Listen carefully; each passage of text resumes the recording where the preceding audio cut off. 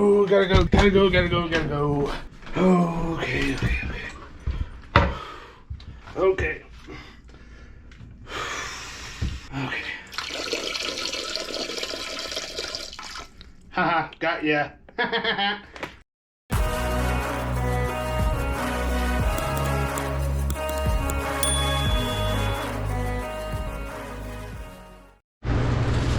Hey guys, welcome back. So today we got a package. Whoop. We got a package and we're going to be trying something a little bit different. Something I haven't seen done before. I know it's possible, obviously, but I just have not seen it done before. So what this is, as soon as I get it open here, is a set for a toilet seat for the hinges. So we're gonna make a toilet seat and been wanting to do one for a while, but I didn't look into it too far because I didn't realize or didn't know that you can purchase these hinges. And so I just decided the other day to go ahead and look into it, and sure enough, you can buy the hinges. So I gotta figure out how all this goes together and everything real quick, and go ahead and start getting things going. So this kit comes with your stands for what goes down into the seat, down into the toilet, and then somewhere one of these, this is supposed to be the caps, so this has got to be the bottom. So it has the caps here, capped ended ones here. So I'm guessing that those are supposed to be the ends, and these are supposed to be the, like this. I'm thinking that this is the way it's supposed to be. I'll have to look it up, or something similar to it.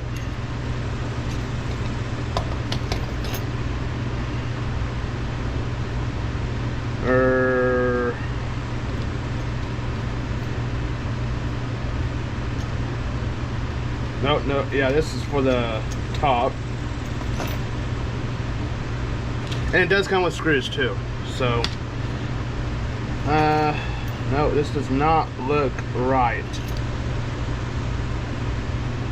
Ah, I bet that's the deal. Okay, so see,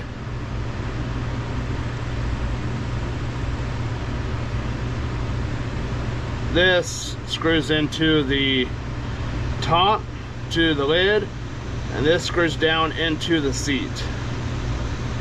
That makes sense to you. Now, I'll have to figure this part out whenever we get to it, on which way this needs to go, so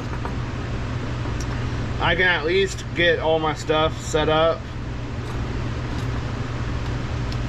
and get these holes pre-drilled with screws and everything, and then I can just simply pull them off and slide this through and be able to turn these around when if needed. So it's still user friendly. Thing is I don't like how thin that is. So see, it's pretty thin walled, but I think it's going to be okay, because if you look, there's not going to be much of a gap there. If these were sitting completely flush, which is right about there, so back here there's not going to be a whole lot of pressure, but I don't think it would take a whole lot of pressure to bend that. So hopefully this is going to work, hopefully. If not, I'll have to get me a rod of some sort to be able to make this work. So a different rod, or even something to put inside this. I don't know yet, but we'll see. So let's go ahead and get our wood picked out and going. So we are needing to maintain a 15 by 17 inch area to be able to make this work, at least specifically for the seat itself. So that, at least for our toilet, that's the way it is. And the top is probably going to end up being a little bit smaller just for the sake of it. So I got my material for the top, got my material for the seat itself, and it's going to be a little bit of a trick as usual since I don't have a larger planer. So I'm going to have to do both of these in pieces and then do a final glue up afterwards and hope everything comes out fine, which usually it does, but we're going to have to see. So let's go ahead and finish processing this raw material and go ahead and get things going on the glue up.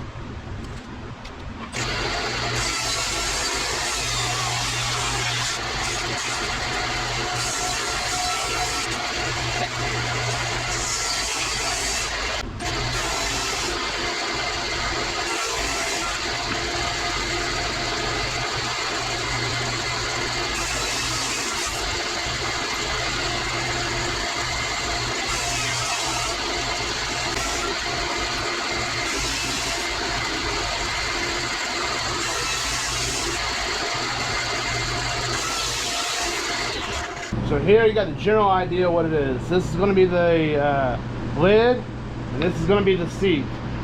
Now, after a lot of thinking over the last month or two, a couple months, I figured the best way for the seat is for the wood to run with the toilet bowl. That way, there's your seams are not this way, and when you go to sit down, you'd have a tendency of breaking like that. Even with the glue, I don't want the chance of that happening. So I want to have everything running this way, and where all the strain is against the strongest, strongest part of the wood. So yes, it's going to be looking kind of the same, but oh well, that's kind of the theme.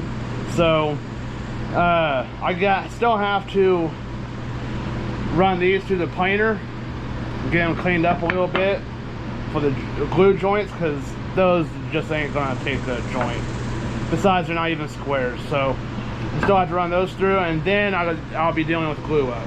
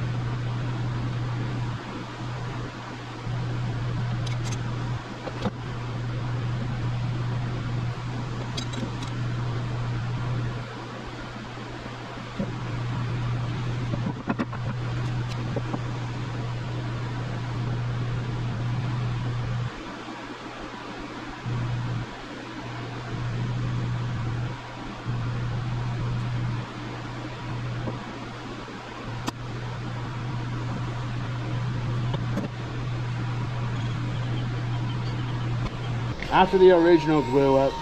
Finally got it go ahead and running through the planer on the new workbench with the new setup, which I'm still pretty daggum happy about because this seems to be working a lot easier than what I anticipated. It's a heck of a lot easier to work with. And got it all planed down and went to glue it up, and I noticed that it wasn't, something's still not quite right. So I decided to go ahead and run with it, but the thicknesser, the planer, for some reason between with the lid, it's still not quite the same thickness, but like I said, I still ran through it. While looking at the hinge setup for the seat, as I mentioned before, was pretty daggum thin, so I did go ahead and decide to grab this bolt and use it as a core. It's not full length compared to the tube, but it's pretty daggum close, so I'm gonna go ahead and run with it and be using it, and hopefully it's gonna freaking work. Let's go ahead and talk about this a little bit more. I noticed I started thinking about another issue, and no, this is not a beer. This is a ginger ale.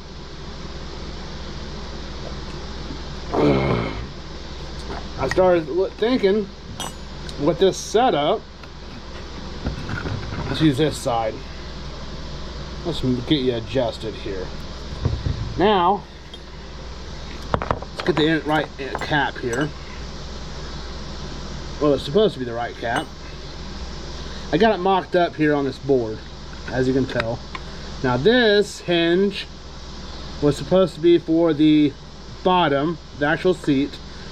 This hinge is supposed to be for the lid. Okay? Okay.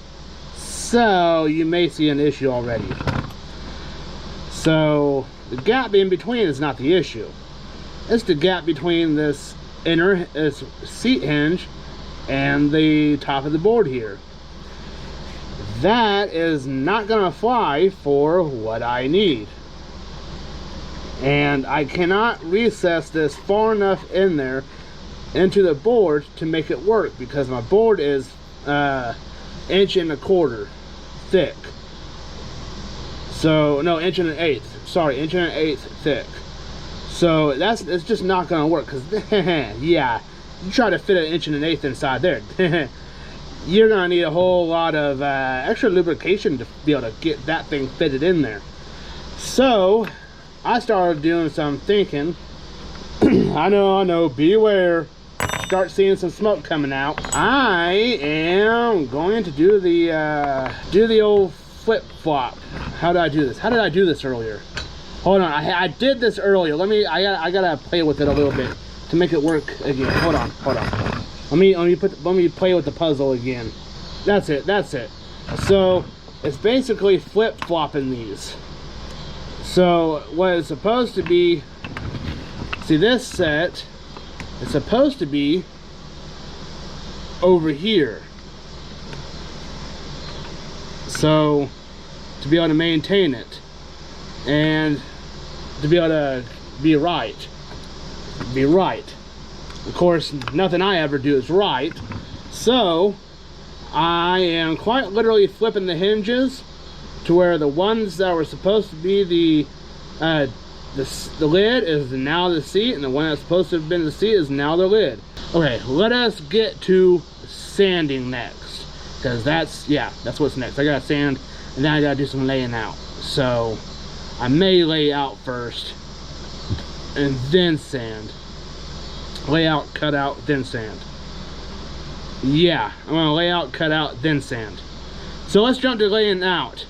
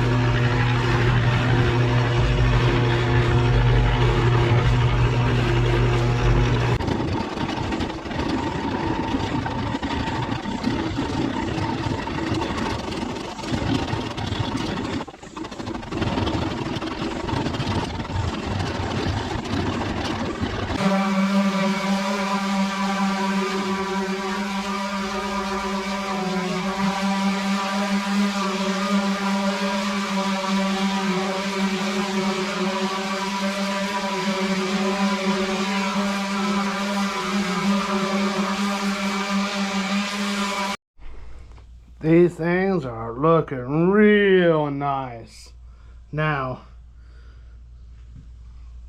Nice and shiny. So it's kind of what I was looking for, but it's a little bit sticky. It's not sticky, but it's not. I don't know what I'm trying to say here. Polyurethane's doing its thing, so it's not. They're done. They're usable. I can actually work with it now. So now I need to go ahead and get the hardware set up on these things. So, but real quick, like, in order for me to do both sides at the same time, this is what I did. I don't have any standoffs, so I made my own standoffs using boards and screws. So this actually, it worked fairly well for what it was. So, but catch you up real quick. This thing was a pain in my tuchus. Okay, this thing. So whenever I was doing the polyurethane coating on here, I had it hanging up. That's a different project. I'll get there. I had it hanging here on that wire. As I was brushing it, it freaking fell twice. Freaking fell off twice. And the second time, it busted right across here and right across here. So I was able to luckily get it glued up and clamped, and was able to get this caught up with the lid. So yeah, that's where we're at now. Oh, and this little guy. This was the center of this. So yeah, got a little paddle, I guess. Or an oar. My wife says it looks like more like an oar than a paddle. What do you think? The oar, is it an oar or a paddle? Looks more like a paddle to me. So yeah, I was messing with that in the process. So so with this, I'm gonna have to definitely be making sure I get my spacing, my gap on the bottom of this, between the what would be the toilet and the bottom of this. I have to make sure that thing is filled everywhere I'm able to. So in case this ever happens again by just sitting on it. So the whole thing I was worried about happened. So it is what it is. And because originally I was wanting to run dowels through here, through all these joints all around. And really, looking back on it, I should have, but can't now. So if I decide to go make another one later, I'll do just that. So, or just simply do 2 solid pieces instead of doing the 4 different ones here. Either way, I learned something on this. Hopefully you guys can learn from my mistake on this as well. So yeah, now we just need to get this thing assembled into an actual seat to where we can actually use it today. So let's get to it.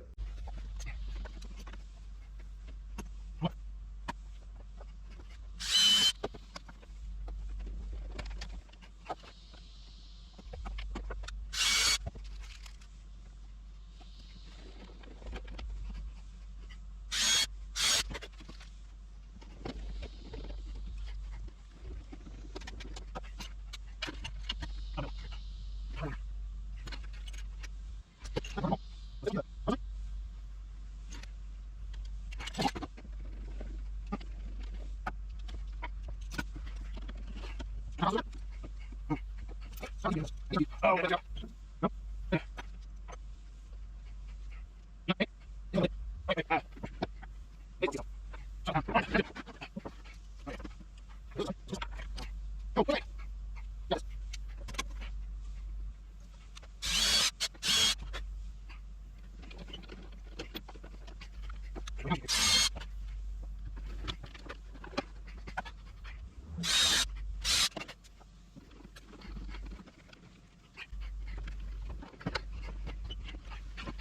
So yeah, I am not liking these hinges at all. Decided to go ahead and completely redo it. So not the entire thing, just the hinges. So I did throw these on as a spacer because of it.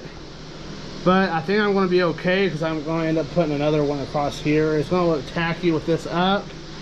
I understand that, but I want to do with what I got. So I wanted to go ahead and redo this and see how I like it afterwards. I'll show you here in a bit. So I plan on using these hinges, lid to seat, and then one of these stainless ones for both of them for a seat to the back and the backer. So we're gonna have to see how this all works out. So I don't know if I like this either. So this is the way I wound up having to do it. Yeah, there's such a gap there, and yes, there's only 2 screws in there and 2 screws in this other one. The actual seat here. There's only 2 screws there. So we're gonna have to see how that works. And this also in turn shoved us way forward on the seat itself. Not really sure how that's gonna work. That's the 2 screws there. But I don't know how well this is gonna work, but we're just gonna have to try it. So learn from my mistakes, guys, because I'm learning how to do this just as well as everybody else. Anybody else that might be doing this. So I went about this way too far wrong. But it is what it is. Don't forget to check out the social media links, other social media sites. Links are in the description. And for the first time now, we're going to be doing merch. So we should have at the point of this video have the link to the merch. And it is actually Simply You here there in Parsons, Kansas. There is a brand new business that just started up. I believe it was January of this year. And we teamed up with them to go ahead and start getting merch going. And there'll be regular t-shirts, well, not cutoffs, but t-shirts, hats, and might be doing koozies. I don't know yet. We'll see. But be sure to check their website out and check out that link. If it's here, go ahead and just, check it out, because this is going to be a brand spanking new deal for us. So if you want to help us out with things that we do, if you enjoy watching what you're doing, go buy something, because we'll end up getting something off of that as well. So now we're going to go ahead and jump onto the video verse. So we're doing John chapter 7, verses 37 through 44. On the last and most important day of the festival, Jesus stood up and cried out, "If anyone is thirsty, let him come to me and drink. The one who believes in me, as the scripture has said, will have streams of living water flow from deep within him." He said this about the Spirit. Those who believed in Jesus were going to receive the Spirit, for the Spirit had not yet been given because Jesus had not yet been glorified.